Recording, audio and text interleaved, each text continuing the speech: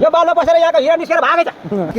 यहाँ हिरा थियो हिरा थियो बाल्छ तर पनि यस्तै आवाज गर्छ थरङ थरङ दुम दुम फर्किन्छ यो बालुवा माटो चढ्नलाई यस्तो हमी हमेसा परेको छु बितारै बाजु नमस्कार साथीहरू आज हामी चाहिँ घाटमा आएका छौँ यहाँ चाहिँ हामी मलामी आएको तर यहाँ उखली ढुङ्गाको आकृति छ भनेर चाहिँ हामी हेर्न जाँदैछौँ ल गाइजहरू ओखलीको आकृति रहेको यो ढुङ्गा यो चाहिँ खास ओखलढुङ्गा जिल्लामै रहेको छ दुधकोशी किनारमा यता हेर्नुहोस् गाइजहरू दुधकोशी बगिरहेछ यहाँ चाहिँ सेम ओखली नै रहेको त्यो पालमा 4 जना समेत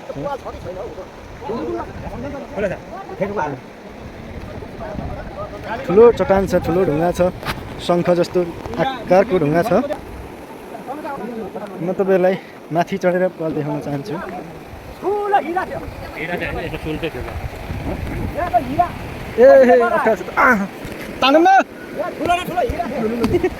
हजुर यो कहिलेदेखिको जानकारी पाउनु हजुर यो हिरा थियो क्विन्टल होला अब अन्दाज गरौँ न हामीले अब कति थियो ल यस्तो छ है गाइजहरू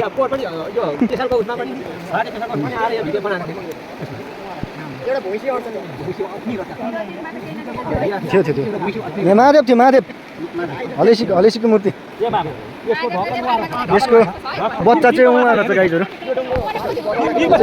माउ भयो बिर्को पनि यतातिर ढुङ्गा आएको रहेछ है पहिलेको प्लास्टर गरेर उखाल ढुङ्गा लेखेको छ यस्तो ढुङ्गा चाहिँ हो भने चाहिँ यस्तो ढुङ्गा चाहिँ हो भने एकदम कस्तो यहाँ बालमा मात्रै कति छ यो बालमा बसेर यहाँको हिरा निस्केर भागेछ होइन भिडियो त्यस्तो बनाउनु म परको बिर्को देखाउन जाँदैछु तारिका निखिल उफ्रेदीको जस्तो स्टाइल भयो त गाइडहरू यहाँ बच्चा छ अरे बच्चा पानी त खाने हो यार यहाँ तिर्खा लगाएर है गाइजहरू यहाँ छ बिर्को भन्नु कि बच्चा भन्नु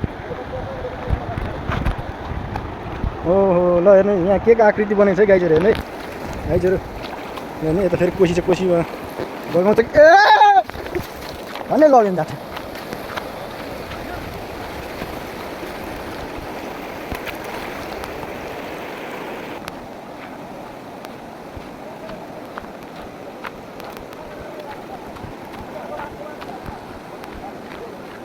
र नगरपालिकालाई म यही भिडियोबाट आह्वान गर्न चाहन्छु नगरपालिकाको निरीक्षण गर्न आइदिनु होला यहाँ कृपया यहाँको यहाँ हाम्रो फेरि कृषक जेन्जी हुनुहुन्छ यहाँ कृषक जेन्जी श्रमका पिता तलुवाको गहना हाम्रो सैना पाजु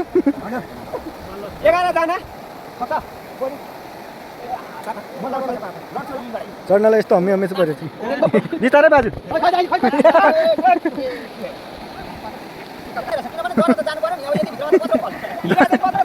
मुनि पाल होला नि मुनिबाट जरा त गइहाल्छ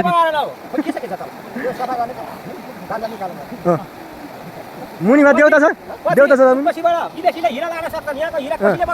संरक्षण गर्नु होला सम्बन्धित निकायहरू आइदिनु होला यहाँ एकचोटि निगरानी गरिदिनु होला भन्न चाहन्छु यसै भिडियोलाई आधारित मानेर यो चाहिँ हाम्रो सिद्धिचरण नगरपालिका 1 वार्ड नम्बर तलुवामा पर्दछ दुधकोशी हाम्रो परेबेसी दुधकोशी किनारमा रहेको छ है गाइजहरू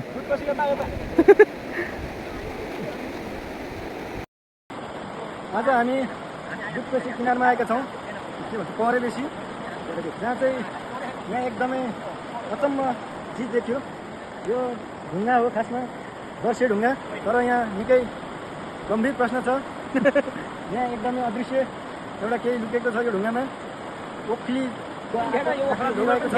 पछि यो कोरदेखि हामीले थाहा पाएको कि यो बर्खा लडेर आएर यहाँ ओखल ढुङ्गा रहेछ यहाँ हिरै थियो होला जस्तो लाग्छ होइन यो हिरा चाहिँ कसैले बगाइन्छ बैगाडीहरूले झिकेर लान सक्छन् भन्यो दर्शकहरू यो चाहिँ एकदम बढीमान ठुलो न ठुलो छ यो करिबन 100 टन रहेको यो ढुङ्गा दर्शे ढुङ्गा यसको वरिपरि कोसीकै बगरमा छ कोसीकै छेउमा गाइजहरू यहाँ तपाईँहरू देख्न सक्नुहुन्छ पानी आइसकेको छ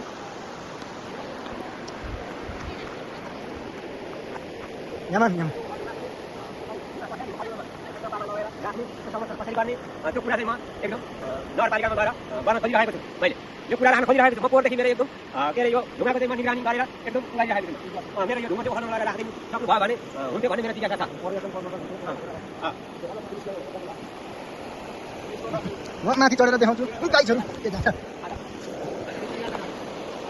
गाह्रो छ गाईहरू माथि निस्किनलाई ल हेर्नुहोस् त दर्शकबिनहरू यहाँ कत्रो खाल्डा छ यहाँ शिवलिङ्ग रहेको आशंका मान्न सकिन्छ हामी दर्शकबिनहरू तपाईँ आफै देख्न सक्नुहुन्छ